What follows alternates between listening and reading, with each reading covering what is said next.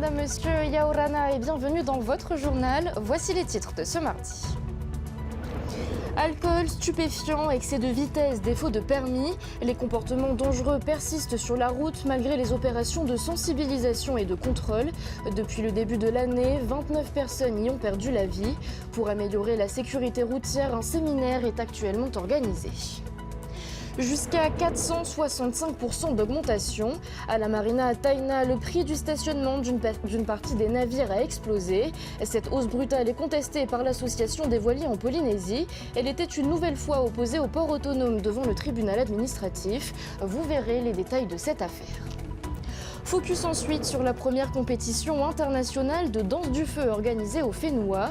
Plus d'une cinquantaine de compétiteurs venus des 4 coins du monde ont répondu présents pour participer à la Siva à Haiti. Nous en parlerons avec nos invités, l'organisatrice de l'événement, Tumata Veira Aroa, et l'un des membres du jury, Joseph Cadousto.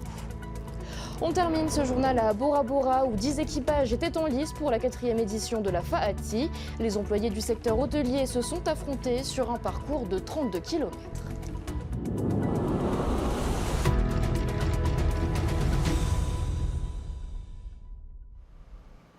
29, c'est le nombre de personnes qui ont perdu la vie sur les routes du Fénois depuis le début de l'année. Les mauvais comportements persistent malgré la multiplication des contrôles. Les autorités de l'État et du pays organisent un séminaire sur 2 jours pour élaborer un nouveau plan de sécurité routière. Les détails dans ce reportage d'Esther Parau-Cordet.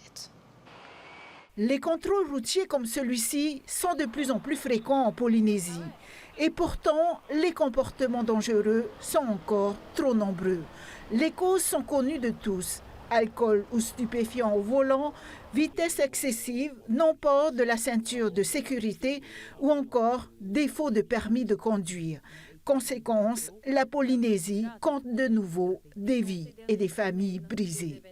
Le premier but de ce séminaire, c'est avant tout de limiter le nombre de morts sur les routes. Nous en avons déjà 29 depuis le début de l'année contre 28 l'année dernière. Je rappelle que pour chaque mort, il y a en moyenne 4 blessés graves et 10 blessés légers. Ce sont donc plus d'une centaine de familles qui, depuis le début de l'année, doivent enregistrer un deuil ou quelqu'un qui est paralysé, très grièvement blessé. C'est une situation, bien entendu, qui est tragique. Le pays s'appuiera sur ce séminaire pour mettre en place un plan pluriannuel de la sécurité routière, se disant, à compter de l'année prochaine. Ce qu'on sait, c'est que sur les routes aujourd'hui, les 3/4 des accidents impliquent l'usage de stupéfiants ou la consommation d'alcool, la moitié des vitesses inadaptées ou excessives, et également la plupart des accidents mortels impliquent l'utilisation de roues. Donc il y a bien entendu des actions qui devront être priorisées dans ces thématiques. La mise à niveau du sol, des voies. Et pour dissuader les multirécidivistes, l'État envisage sérieusement la confiscation du véhicule, mais encore faut-il disposer de fourrières. C'est aussi de modifier un certain nombre de lois de pays qui sont de la compétence du pays pour permettre de confisquer par exemple l'arme du crime. Et quand je dis confisquer l'arme du crime, c'est pouvoir confisquer des voitures. Quand vous arrêtez une personne qui la énième fois roule sans permis, sans assurance, est un danger public pour les autres, le seul moyen c'est la confiscation du véhicule. Mais pour confisquer des véhicules, il faut des fourrières. Les autorités agiront également sur les comportements. Le grand public est invité à vivre une journée de sensibilisation ce jeudi, place Toata, pour rendre nos routes plus sûres. On poursuit avec cette question débattue ce matin au tribunal administratif. La flambée des prix de stationnement de la marina Taina est-elle justifiée ou disproportionnée? Certains voiliers habités voient leur redevance multipliée par 4. Le rapporteur public a conclu une nouvelle fois au rejet de la requête de l'association des voiliers en Polynésie. On fait le point avec Laure Philibert. C'est la 2e fois en l'espace de quelques semaines. L'affaire des tarifs de stationnement à la marina Taina qui oppose le port et l'association des voiliers est à nouveau au tribunal administratif. Depuis février, pour les propriétaires de voiliers, la facture est salée, 135 000 francs par mois pour un voilier de 46 pieds. Si en juin, l'association était parvenue à une suspension des tarifs par le juge des référés, le rapporteur public du tribunal administratif penche en faveur du rejet de la requête des propriétaires de voiliers. C'est un dossier à rebondissement parce qu'on a une position d'abord favorable, ensuite défavorable, à nouveau favorable. Donc c'est vrai que c'est une question assez complexe au niveau de la notion de redevance portuaire. Il y a une augmentation qui va jusqu'à 465% du jour au lendemain. Et on imagine dans ce cas-là qu'il y a des services exceptionnels qui sont rendus pour justifier cette augmentation. Et au contraire, on a démontré qu'il n'y avait eu aucune augmentation et même une réduction des services rendus. Tous les plaisanciers ne sont pas logés à la même enseigne. Dans le viseur du port, les propriétaires de navires vivant sur leur embarcation. S'ils disent comprendre une augmentation des tarifs par Marina Service, ils la jugent disproportionnée. La plaisance est mise à mal. L'ambiance, le fait qu'on multiplie par 5 ou par 6 les tarifs donne un signal extrêmement négatif à la plaisance locale, effectivement, mais aussi à la plaisance internationale, et ça rejaillit sur les charters. Tout cet écosystème économique va être mis à mal par ce genre de décisions hâtives et disproportionnées. Décision attendue pour le 10 décembre. L'association des voiliers pourra encore faire appel si elle la conteste. De nombreux usagers indiquent d'ores et déjà ne pas être en mesure de payer de tels tarifs. En justice administrative toujours, nouvel épisode dans la bataille commerciale entre les opérateurs de téléphonie Onati et Vodafone. Ce matin, 2 dossiers étaient examinés par le tribunal. En cause, les tarifs de référence d'interconnexion. Les détails avec Athéna Milcam et Rarha Oumaha. Échange très technique ce matin au tribunal administratif. Onati et Vodafone ne parviennent pas à se mettre d'accord sur le mode de calcul des tarifs de référence d'interconnexion. Pour faire simple, il s'agit des prix facturés par les opérateurs entre eux pour faire transiter les communications de leurs clients. Dans le premier dossier, Onati conteste les tarifs liés aux appels et SMS fixés par Vodafone et validés par le pays. La méthode de calcul qui avait été donc utilisée par la société PMT consistait à inclure un coût, le coût d'itinérance, que la société PMT considère comme étant important. Sauf que finalement, la Cour administrative d'appel de Paris, dans un arrêt très récent, vient de nous confirmer que pour calculer le tarif d'interconnexion de chaque opérateur de télécommunication, il ne doit pas être inclus le coût, notamment le coût d'itinérance. Après la récente décision de la Cour parisienne, le rapporteur public du tribunal administratif n'a pas eu d'autre choix que de donner raison à Onati. La décision sera rendue le 10 décembre et Vodafone devra donc revoir sa méthode de calcul et ses tarifs. Mais la donne peut encore changer puisque Vodafone s'est pourvu en cassation devant le Conseil d'État. Dans le deuxième dossier, c'est Vodafone qui reproche des surcoûts facturés par Onati pour l'utilisation de ses infrastructures. Il y a des éléments techniques qui nous permettent de le penser, notamment sur le fait qu'on nous facture pour la location de ces réseaux et de ces infrastructures, un certain nombre de prestations annexes qui devraient toutes être inclus dans les tarifs de location, on appelle ça les LLO, les liaisons louées. Et ça nous pose évidemment un problème puisqu'on subit une surfacturation de notre point de vue d'un certain nombre de prestations, alors que le Code des postes et télécommunications impose que tous ces tarifs doivent être orientés vers les coûts réels d'Onati. Dans ce dossier, l'argumentaire de Vodafone n'a pas convaincu le rapporteur public qui a proposé le rejet de la requête. La décision sera rendue le 10 décembre. Et au tribunal correctionnel, un homme de 61 ans vient d'être condamné à 4 ans de prison, dont 2 avec sursis, pour atteinte sexuelle sur une fillette de 10 ans. À la barre, le sexagénaire a nié s'en être pris à l'enfant qu'il considérait, selon ses mots, comme une motoua. Il a été incarcéré juste après le jugement. Retrouvez le compte-rendu d'audience sur notre site TNTV News. On laisse la justice pour la culture. Dans 2 jours aura lieu la première édition de la Siva Fit Haiti. Cette compétition internationale de danse du feu va réunir plus d'une 50aine de participants. Pour en parler en détail, nous recevons au plateau 2 invités. Toumata Veira Aroa, l'organisatrice de l'événement, et Joseph Cadousto, l'un des membres du jury. Bonsoir à tous les deux. Yorana Emma, Yorana toute la Polynésie qui nous regarde ce soir. Toumata, la Siva Fit Haiti est donc la première compétition internationale de danse du feu organisée organisée en Polynésie. Derrière cette dimension internationale, quel est l'objectif que vous visez ? Alors tout d'abord, c'est vrai que c'est la première édition, c'est une compétition internationale. À l'époque, il existait uniquement des compétitions locales. Donc on va dire qu'à court terme, c'est déjà de produire et réaliser cette compétition ici, à Tahiti, donc premièrement. Donc c'est ce que nous allons justement, on se donne rendez-vous jeudi et samedi cette semaine. Et puis deuxièmement, c'était surtout apporter un soutien à nos compétiteurs tahitiens et polynésiens également. Quand on dit apporter un soutien, certes, c'est un soutien financier, mais c'est aussi un soutien de communication, un soutien de connexion au travers les autres pays. Donc, c'est vraiment apporter des critères auxquels ils peuvent respecter afin, peut-être un jour, bien sûr, partir à l'étranger comme à Hawaï, comme en Nouvelle-Zélande. Et bien sûr, plus personnellement, je ne voyais, moi, en tout cas, en tant que maman, mon fils pratique la danse de feu, je le voyais mal évoluer dans une discipline qui, pour moi, à mon sens, n'est pas assez connue, en tout cas en Polynésie.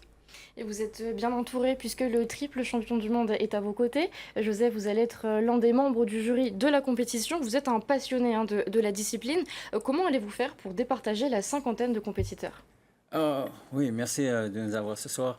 Pour départager les concurrents, on se base vraiment sur le championnat du monde, les critères du championnat du monde à Hawaï. Premièrement, c'est le costume. Il faut que ce soit le costume du guerrier samoa avec le lava qui est le pareo et le maquillage guerrier.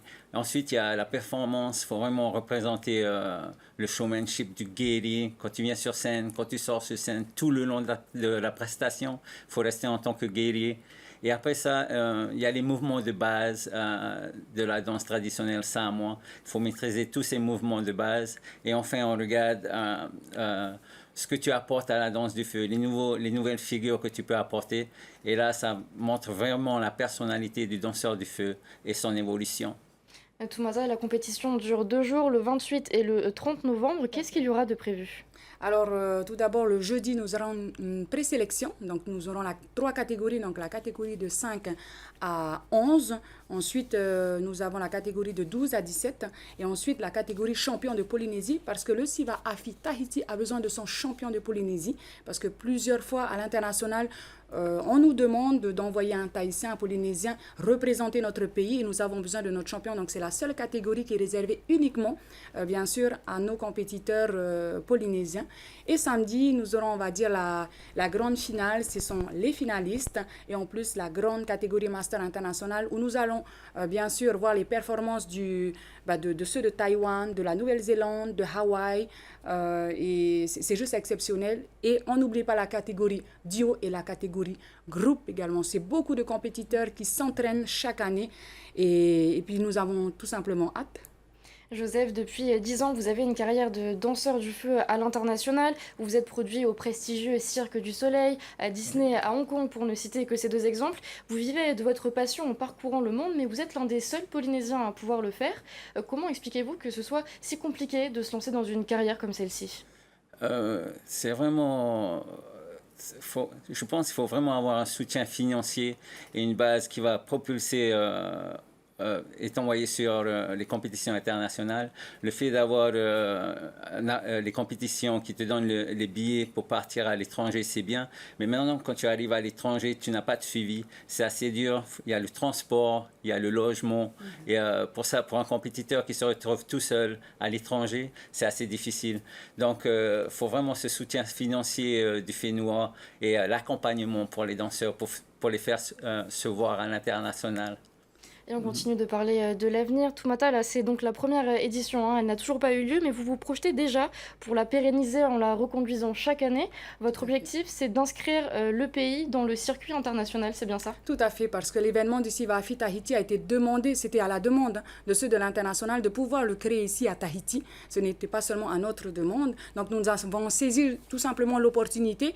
Nous avons des critères à respecter pendant 3 ans, voire plus, des critères d'organisation, de sécurité, de logistique, de communication, et même au niveau des compétiteurs, au niveau des jurys également, on a énormément de critères, et puis on l'espère d'ici 3 ans ou peut-être 4-5 ans d'inscrire en tout cas Tahiti, c'est-à-dire notre pays, en tant que pays vraiment reconnu comme dans la danse de feu. Et puis, ça facilite, comme Joseph le disait, ça facilite nos compétiteurs tahitiens à pouvoir les accompagner, les soutenir financièrement, humainement également, dans toutes les compétitions qui existent au Japon, en Nouvelle-Zélande, à l'Utah, en Floride. Donc voilà, c'est juste, c'est ce que nous attendions depuis plusieurs années surtout. Bien, merci beaucoup à tous les deux d'avoir accepté notre invitation ce soir. Merci beaucoup. Maruru. Et si vous souhaitez assister à la compétition, vous pouvez acheter vos billets en ligne. Toutes les informations sont disponibles sur notre site TNTV News. Je rappelle que les 2 soirées de compétition auront lieu le 28 et le 30 novembre. Et le calendrier des événements culturels est chargé en ce mois de novembre. Le 26e stage international de Orit Heiti a débuté hier au conservatoire. Des danseuses et danseurs du monde entier ont fait le déplacement pour apprendre le Orit Heiti, mais pas seulement, comme l'ont constaté Sophie Gebel, Julian Otautu et nos équipes de production. Le stage international au Conservatoire de Polynésie compte chaque année de plus en plus de participants. Un engouement certain pour notre culture. Cette année, plus de 100 pratiquants venus du monde entier ont fait le déplacement. La plupart ont fondé leur propre école de danse. Je veux enseigner la tradition et la danse très bien, très précise.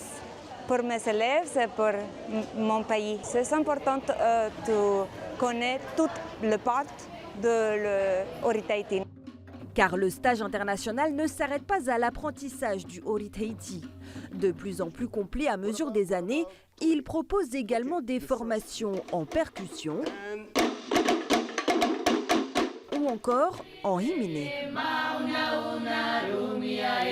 C'était une volonté de notre direction, une volonté de notre équipe pédagogique de pouvoir en fait les initier en fait à je ne vais pas dire à autre chose, mais à un complément de ce qu'ils doivent connaître donc, au niveau de la culture, la danse, mais aussi tout ce qui va avec, donc les tuaro, le orero, donc le langage et bien évidemment les himine.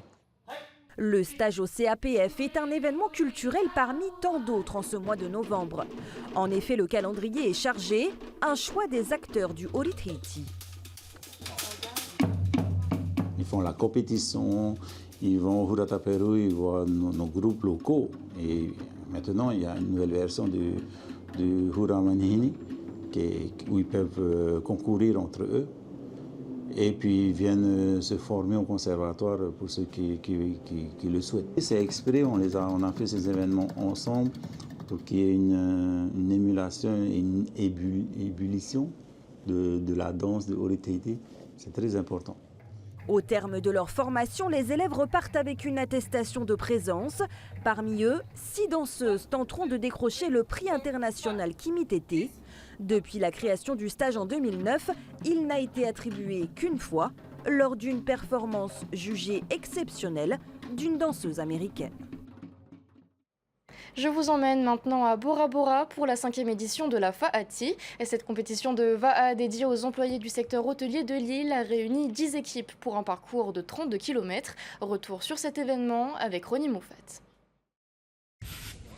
Émargement, contrôle des VA, pesée, vérification des tombinoscopes, tout est passé au crible avant le coup d'envoi. Les rameurs piaffent d'impatience, prêts à en découdre. Un petit peu de stress quand même, parce que c'est la première fois qu'on rejoint la course, mais on est très motivé et à fond pour gagner cette course. Là, on trace et on verra après par la suite comment ça va se faire après pour arriver dans chaque changement. On change au Talasso, ensuite au Four Seasons, Pearl Beach, au Conrad et après arriver ici. Les changements, ça peut faire la différence sur un classement? Ah oui, si la deuxième équipe elle n'est pas bonne, voilà, il faut avoir en fait deux équipes homogènes, quoi. Dès les premiers kilomètres, 4 équipages se disputent la tête. Le Four Seasons, le Saint-Régis, double champion en titre, le Moana et le Conrad. Dans le lagon, c'est l'effervescence, mais la sécurité reste de mise et une priorité absolue. Tout le monde a joué le jeu, c'est ça que je remercie tout le monde. De chaque bateau, il y a des commissaires, il y a des sécurités qui sont diplômés, ainsi de suite. Et cette année, je remercie aussi la commune municipale qui nous a aidés pour cet événement-là. À proximité des hôtels, les zones de relais s'activent. Les équipes orchestrent leur changement de rameur avec une efficacité remarquable, tandis que chaque hôtel receveur improvise des points de rafraîchissement pour soutenir les compétiteurs. Nous avons préparé de l'eau, du jus d'orange, du jus d'ananas, pour que ça donne encore plus de force. Sans conteste, l'équipe du Saint-Régis s'impose pour la 3e fois consécutive, bouclant la course en 2h29 avec plus d'1 kilomètre d'avance sur le Thalasso et le Four Seasons. Une performance impressionnante qui confirme leur domination. Il ne faut jamais baisser les bras, il ne faut jamais se reposer sur ses épaules le tant qu'on n'a pas fini les étapes. Du coup, on s'est dit, ok, on est devant, on va essayer de creuser pour que l'autre formation puisse bien faire aussi sa course. Voilà, non, merci beaucoup et merci aussi à vous d'être venus. Merci TNTV. Bien sûr, on n'avait pas une stratégie dans la tête. Voilà, c'est tout chopé jusqu'au bout. Après, on va voir. Après, sinon, on a bien ramé aujourd'hui. L'année dernière, on a fini 4e, je crois. Aujourd'hui, 2e au podium. Top. Le Fatih Borbora 2024 s'achève dans une ambiance conviviale et festive, célébrant à la fois l'esprit sportif et la contribution des acteurs du tourisme à l'image de Borbora.